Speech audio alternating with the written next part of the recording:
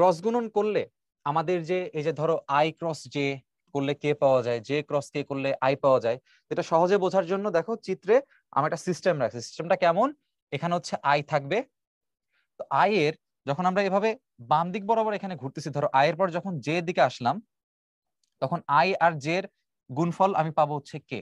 তার মানে আমি যদি এখানে বাম দিকে আসি, দেখো বাম দিকে আসলে সেটা হবে হচ্ছে ধনাত্মক। এই জন্য আই ক্রস জে করলে আমি পাবো হচ্ছে কে। আবার সেম ভাবে জে এর সাথে যখন আমি এই কে এর দিকে যাব, তখন আমি সেটা পাবো হচ্ছে আই।